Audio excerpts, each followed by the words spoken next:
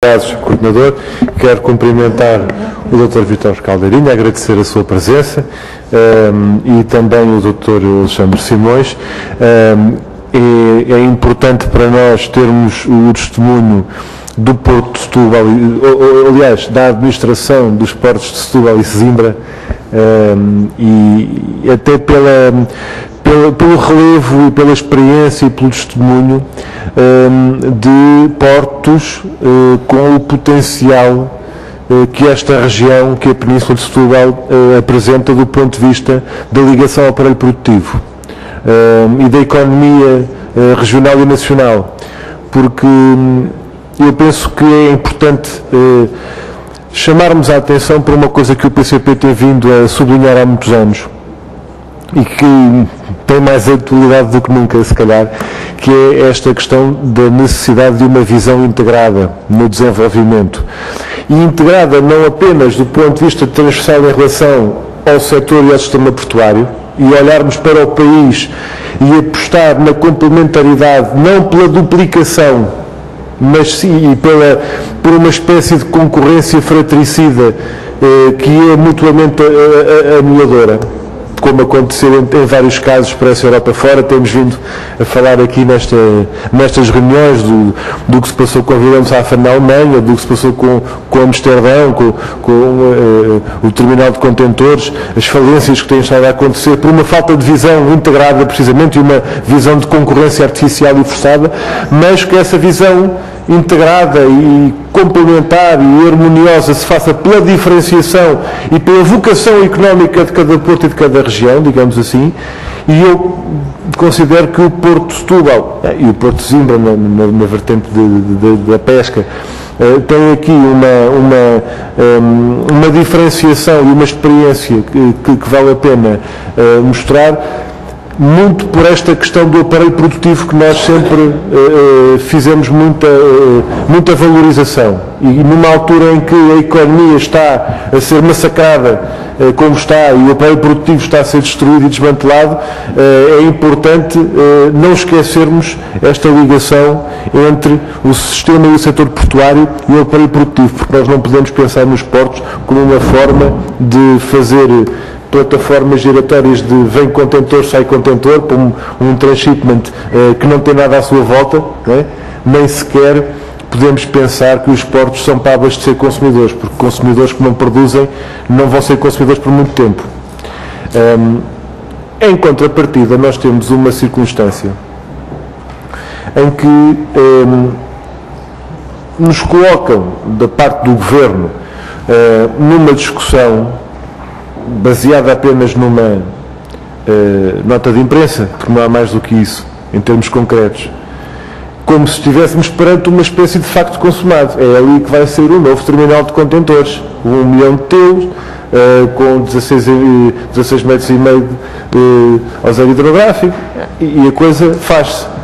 E depois vamos ver, e cá está a APA, a minimização dos impactos que sejam necessários e oportunamente o projeto há de aparecer e depois a APA há de se pronunciar. Nós não podemos partir do princípio que isto é aceitável. Não podemos partir desse princípio. Nós verificamos, e aquilo que eu coloco tem a ver com a importância e o interesse que damos ao testemunho, quer da APSS, quer da APA neste domínio. O que nós temos vindo a ouvir, e à medida que as reuniões se vão fazendo, há aqui um consolidar desta visão que foi aparecendo, que é as mercadorias que são agora movimentadas em Lisboa deixam de o ser. Seja contentores, seja carga geral, seja granéis sólidos, seja o que for. Passa a ser uma coisa só para turismo. Náutica de recreio, mega iates, os tais mega iates e os cruzeiros. E isto, do ponto de vista económico, é tão irracional retirar a ligação aos centros de produção, exportação e de consumo da Grande Lisboa, Norte de Lisboa e Oeste para outra região qualquer, como será fazer afastar aquilo que está intimamente ligado à produção na região de Setúbal, setor automóvel, florestas, papel, minério, para Aveiro, para Peniche. Isto não faz sentido. As coisas têm a ver com a sua própria posição geográfica, geoestratégica, o que quisermos. E, portanto, eu não peço ao Sr. Doutor que faça, como já foi dito, comentários sobre os portos dos outros. Aquilo que eu coloco tem a ver com, digamos, a massa crítica e com a capacidade de expansão de Setúbal. Porque aquilo que parece aquilo que parece que é dito é que granéis sólidos e contentores é para a Trafaria. Carga geral, fracionada, ligações às ilhas, etc., para Setúbal. Entretanto, há aqui uma sobrecarga absolutamente esmagadora e brutal pelo transporte rodoviário em relação aos contentores que não são transshipment. E se não houver transporte de carga contentorizada fora do transshipment, então o transshipment não é sustentável, como está a ser demonstrado ao longo destas reuniões, e pedia também a sua visão. Ou seja, ou bem que vamos para além do transshipment, ou então não se instala terminal nenhum. Para além do transshipment, a esmagadora maioria vai para a rodoviária, vai para o transporte rodoviário, e é o esmagamento em termos das atividades terrestres. Ora, aquilo que eu gostava de perguntar, e termino, Sr. Presidente, é qual é a articulação que está a ser feita e qual é essa capacidade. As perguntas foram feitas, não vou repetir, sobre essa matéria, mas gostava de perguntar à Agência Portuguesa do Ambiente se, de facto, não sabe de nada do ponto de vista das intenções ou das decisões divulgadas pelo Governo, e se existe algum terminal que possa ser concebido respeitando o PROT-AML em vigor e o PDM em vigor. Ou seja, uma coisa é, não veio nenhum projeto, não há nenhuma característica concreta de um terminal para a gente se pronunciar sobre ele.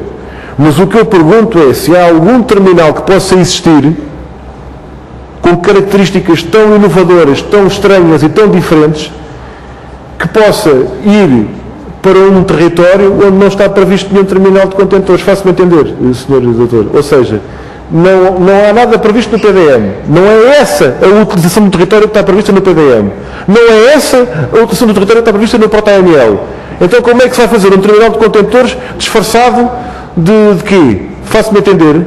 E para terminar, qual é o ponto de situação dos estudos de impacto ambiental do desassoreamento ou da dragagem do canal da Barra do Tejo e do esporão abrigo da Cova de Vapor para a pesca? Estes dois estudos foram anunciados pela Presidente do Porto de Lisboa, Presidente da APL, e eu gostava de perceber qual é o ponto de situação, porque são elementos muito importantes para este sistema e até para as comunidades locais. Muito obrigado, Sr. Presidente. Obrigado.